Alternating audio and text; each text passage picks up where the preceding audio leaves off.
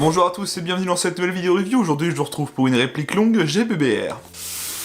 Comme vous le voyez à cette grande boîte, il s'agit d'une réplique GBBR de Tokyo Marui. Et aujourd'hui, je vais vous présenter la M4 CQBR Gas Blowback avec le système Z de chez Tokyo Marui. Bon, vous me connaissez, je suis un grand fanboy de Tokyo Marui, donc oui, ce que je vais vous dire à chaque fois, c'est que j'adore cette marque et que j'adore leur boîte. En même temps, avec une boîte pareille, niveau présentation, c'est franchement très joli, vous me direz pas le contraire. Donc, à l'intérieur, nous trouverons partie couverte les papiers avec le manuel. Et à l'intérieur, ça sera présenté comme ceci. Vous voyez que la réplique est franchement bien présentée, bien mis en valeur, avec une petite illustration en fond, le rappel du Cerakote, franchement superbe. La petite boîte d'accessoires, une clé de réglage des mires, un échantillon de billes, et le traditionnel capuchon de sécurité. Le chargeur GBBR en métal type MWS de 35 coups. Comme vous voyez, la réplique est maintenue par des velcro, ici et ici, donc elle ne bouge pas pendant le transport. Donc bien sûr, la réplique de la M4 CQBR. Hop, je la mets derrière, on va y revenir juste après. Et dans la garniture de la boîte, le tube de chargement rapide du chargeur ainsi que la tige de nettoyage des bourrages et la baguette poussoir.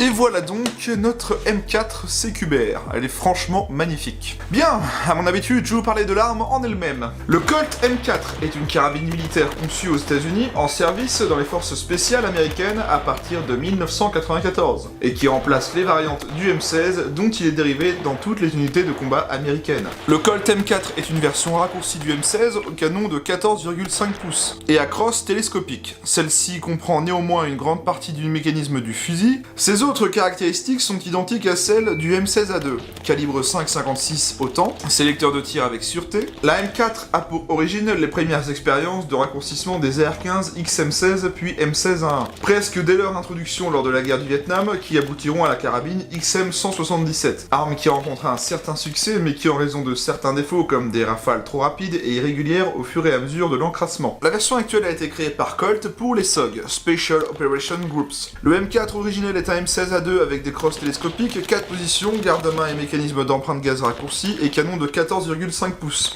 qui représentait le meilleur compromis entre la compacité, la puissance, le niveau sonore, tout en gardant la possibilité du montage du lance-grenade M203. Les blocs de culasse, la carcasse, les organes de visée, les chargeurs sont ceux du M16. À l'exception des premiers modèles, la M4 dispose de rails Picatinny offrant à l'utilisateur la possibilité d'ajouter des accessoires comme une lampe tactique, une lunette de visée ou même une poignée à l'avant. Le cache-flamme peut donc être démonté pour être remplacé par un silencieux. En juin 2010, Colt perd les droits exclusifs sur le M4 et à partir de cette date, toutes les firmes peuvent fabriquer maintenant des M4.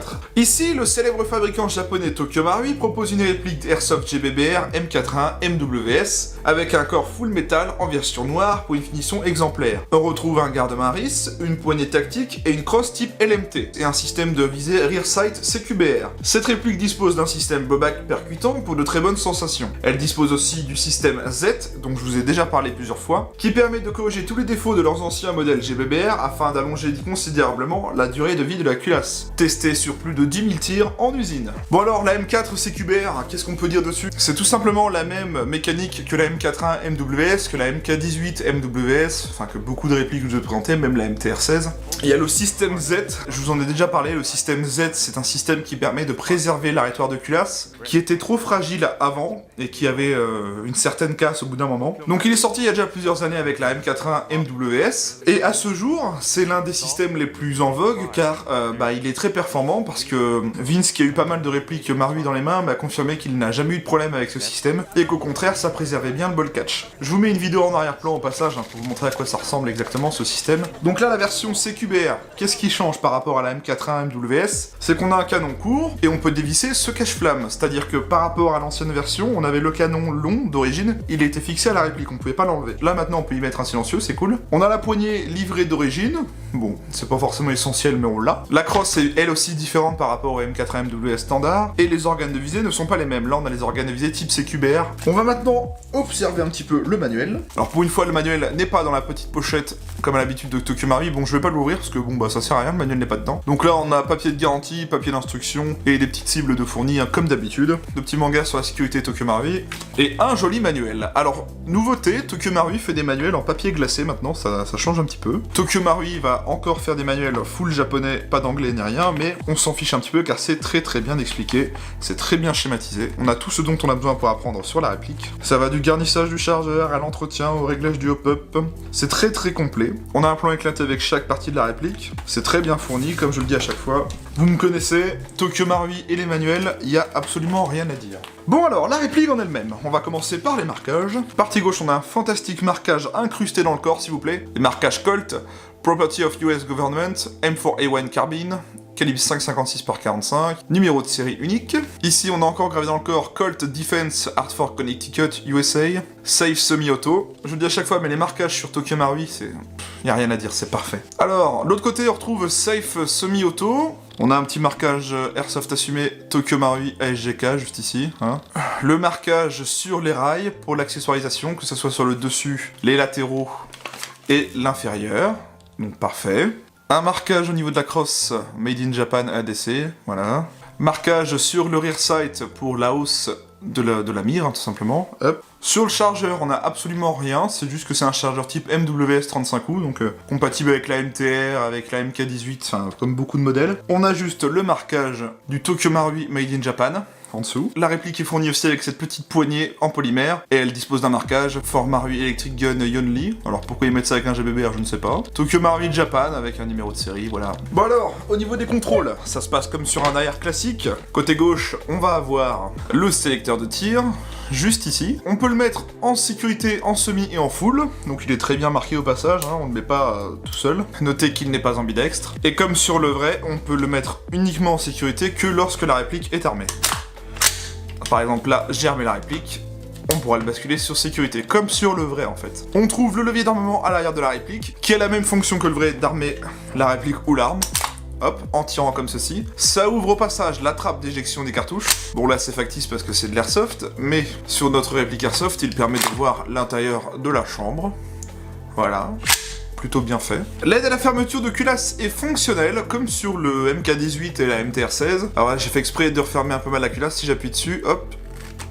Voilà, on voit qu'il y a un effet sur la culasse. Bon, sur le vrai, ça sert typiquement à aider à la fermeture de culasse en cas d'encrassement de la culasse ou de saleté. Bon, sur la réplique Airsoft, ça permet aussi d'aider à fermer la culasse, mais c'est pas si utile comme le vrai. On a l'éjection du chargeur de ce côté-là, hein, comme sur un type AR classique avec ce bouton. Lorsque le chargeur sera vide, donc là, c'est le cas. On trouvera la culasse bloquée en arrière comme ceci, comme sur un vrai. Il suffit simplement de mettre un chargeur plein et de réappuyer sur le ball catch, juste ici. Avec ce ball catch juste ici au bout de mon pouce, on appuie dessus et ça refermera la culasse.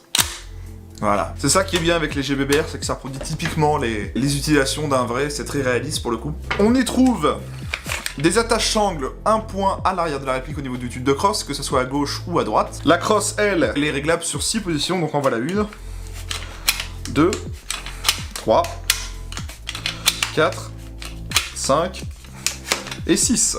Les organes de visée, donc type CQBR, sont réglables avec la petite molette, hop, en dérive, et aussi en hauteur avec cette molette là, du bas, voilà. On peut bien évidemment changer aussi le type de visée, hop, pour de la visée plus précise. À l'avant, on peut juste régler la réhausse du guidon. On peut la régler avec l'outil qui était fourni dans la boîte. On dispose d'un grand rail Picatinny sur le dessus, ainsi que les latéraux et ainsi le dessous. Bien évidemment, on peut démonter le cache-flamme d'origine, donc tout simplement en le dévissant, et on tombe sur un pas de vis 14 mm anti-horaire pour un éventuel silencieux, ou même une rallonge de canon, c'est tout à fait possible. Donc voilà pour l'utilisation globale de la réplique. Au niveau du démontage et de l'entretien, alors ça va se passer comme sur la plupart des AR, hein. On va enlever la goupille juste ici, donc on la chasse, elle ressort de l'autre côté, on casse la réplique en deux, comme ceci, et avec le levier d'armement on peut retirer toute la partie élément mobile, et là on trouve l'élément mobile avec son nozzle, voilà. On retrouve l'élément mobile type MK18 que je vous ai déjà présenté avec la petite roulette juste ici pour fluidifier le mouvement de l'élément mobile. On y retrouve aussi le petit roulement pour fluidifier le mouvement aussi sur la partie basse. Au passage, juste ici, la petite molette qui est juste au bout, à peu près à ce niveau-là, Voilà. Et bien, on a la molette de réglage du hop-up, donc c'est un peu dommage, hein, il faut démonter la réplique et la casser en deux et retirer l'élément mobile pour le régler, mais bon. Bon, cela dit, le hop-up, une fois bien réglé, le hop-up Tokyo Marui est juste très très performant. Voilà pour ce qui est du démontage et de l'entretien, donc c'est très simple, hein, c'est du type AR classique, donc on n'a pas vraiment à s'embêter. Bon, au niveau de l'utilisation d'un type GBBR, on connaît tous à peu près. Je réexplique pour ceux qui savent pas trop. On met du gaz au niveau du chargeur avec cette petite valve juste ici. On garnit en bille juste ici, on le met dans la réplique, donc... en imaginant que là, on a bien des billes dans le chargeur, évidemment. On arme la réplique comme ceci. Donc là, le chargeur est vide, donc ça bloque en arrière. Et on peut tirer. Au niveau des matériaux, on a quelque chose de très très bien fini. Comme d'habitude avec Tokyo Marui, me direz-vous. On a un upper et un lower en métal. Une crosse en polymère de très bonne qualité. Un talon en caoutchouc. La poignée aussi est en polymère. Pour ce qui est du reste, que ce soit le rail, le canon externe, les organes de visée et le cache-flamme, tout est en métal. C'est vraiment du plus bon aspect.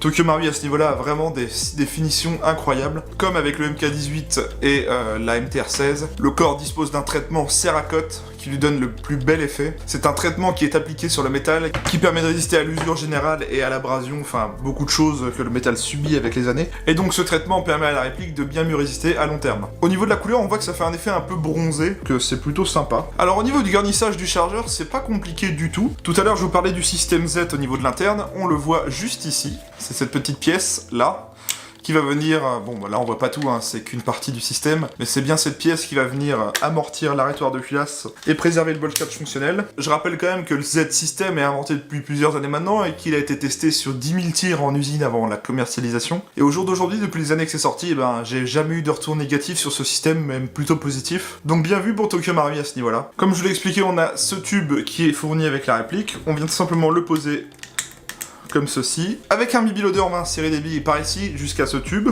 et on ira tout simplement avec l'autre tige poussoir, pousser les billes au fur et à mesure dans le chargeur comme ceci, et elles se mettront toutes seules ici en quinconce. C'est un peu chiant quand même, parce qu'il faut se trimballer la tige et le tube de chargement rapide sur le terrain, c'est un peu casse-couille. Mais bon, c'est comme ça, hein, c'est un peu l'inconvénient des GBBR, l'avantage c'est que ça produit forcément un aspect très réaliste, une contenance en billes assez réelle par rapport au chargeur. Bien, je vais maintenant vous parler des caractéristiques techniques de la réplique. Alors, c'est une réplique de type gaz, fonctionnant au calibre 6 mm.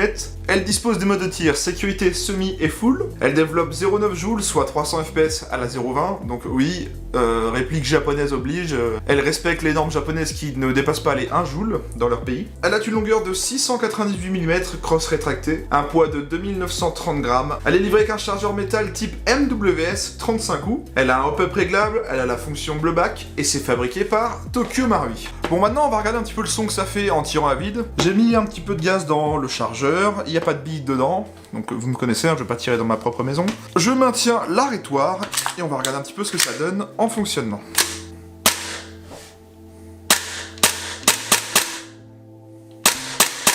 Plutôt très bon le kick, hein.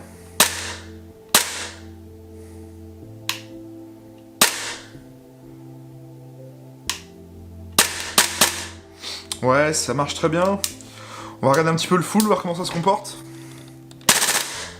Ah, y a rien à dire, hein. Les GBBR Tokyo Marui, enfin, que ce soit la MK18, la MTR ou celle-là, enfin, le full est incroyable, ça marche très très bien.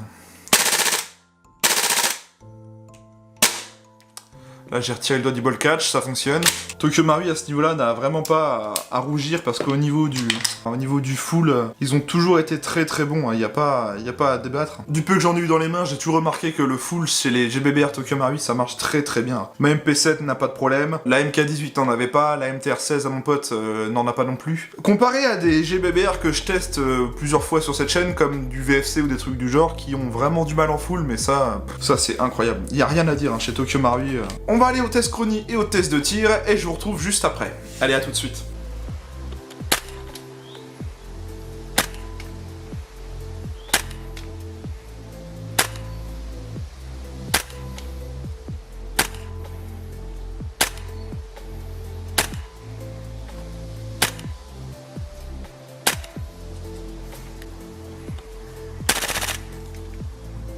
Mon Dieu.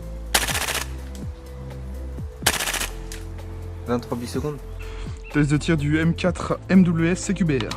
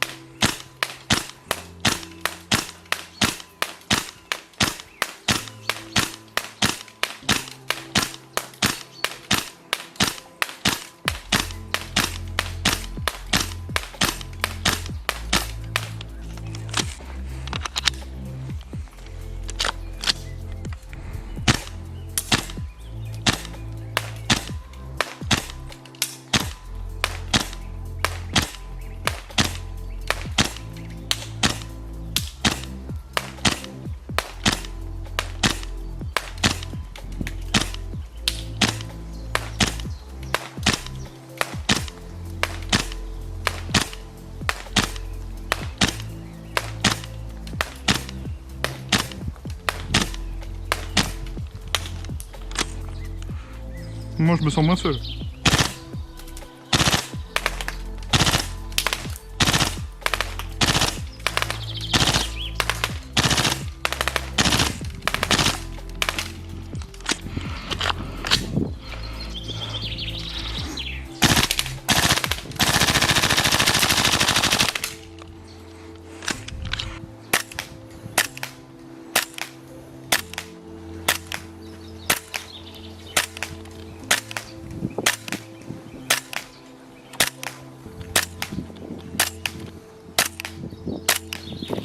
Bon, qu'est-ce que je peux vous dire sur cette réplique? Bah rien en fait, c'est parfait. C'est normal en même temps, les répliques fonctionnent très bien, on a une belle finition externe, on a un très bon interne, on a de très bonnes performances d'origine, il y a absolument rien à dire. Pour moi c'est parfait, on a des bonnes perfs, on a un très bel externe, on a un interne qui fonctionne très bien, bah que dire de plus quoi, on va pas non plus chipoter. Moi j'ai testé plusieurs répliques maintenant chez BBR à ce jour, grâce à Guillaume, et bon bah quand je vois du VFC qui a certes un très bel externe, mais quand je vois le HK417 que j'ai présenté il y a pas si longtemps, ou que je vais bientôt sortir, ça dépend de quand je sors la vidéo, vous allez voir que le full et VFC sur les GBBR, bah ils sont pas copains quoi. Bon après vous me direz, est-ce que le full est si important, car la plupart des terrains où on joue n'autorisent pas le full, donc ok d'accord. Quand on met autant d'argent dans une réplique à gaz, on attend quand même des performances d'un minimum. Là le hop-up d'origine est franchement très bon quoi. Quand je vois le HK417 que j'ai testé, le hop-up m'a vraiment fait galérer lors de ma vidéo test. Moi j'ai envie de vous dire, si vous êtes hésitant à acheter un GBBR Tokyo Marui, mais ne vous posez même plus la question. Parce que d'origine vous aurez certes le prix cher, mais vous aurez un très bel externe, un interne fonctionnel et un hop-up de qualité. Vous aurez des perfs et la qualité de finition Tokyo Marui. Donc foncez, si vous êtes hésitant, foncez, profitez-en. Si vous souhaitez vous acquérir cette réplique, sachez qu'elle est à vendre chez mon partenaire au prix de 599,90€. Oui c'est cher, mais bon c'est du GBBR et c'est quand même du Marui, donc on n'a rien à dire. Spécialement pour cette vidéo, je vous propose un code de 5% de réduction avec le code TEAMER-MARUI5. Rentrez ce code et vous profiterez de 5% de réduction sur cette réplique. C'est le moment d'en profiter si vous avez envie de vous prendre un petit GBBR très fonctionnel et d'une qualité Tokyo Marui. Ce code est valable un mois à partir de la sortie de cette vidéo, donc profitez-en. Je remercie Guillaume de Guns & Target de m'avoir prêté cette réplique, sans lui ça n'aurait pas été possible. Je vous invite à aller voir son site et sa page Facebook, tout est en description. Moi je vous invite à venir vous abonner à cette chaîne si ce n'est pas encore fait. N'oubliez pas d'activer les notifications car YouTube n'envoie pas forcément les notifs à tout le monde et c'est un peu contraignant. Je vous invite aussi à me rejoindre sur ma page Facebook, c'est ici que je poste des choses hors vidéo, donc ça peut toujours être intéressant pour vous. Je vous invite aussi à me rejoindre sur Discord si vous souhaitez parler d'airsoft entre membres et entre abonnés. Si vous souhaitez me soutenir dans mon travail et éventuellement améliorer la qualité des vidéos à venir, je vous invite à me faire un petit don sur ma page Utip. Je tiens à rappeler que ce n'est pas obligatoire, c'est à votre bon cœur. Quant à moi, cette vidéo est terminée, je vous dis merci à tous de l'avoir regardé, prenez soin de vous, portez-vous bien, et à la prochaine. Et au passage, pour les fanboys Marui, bah vous êtes pas seuls.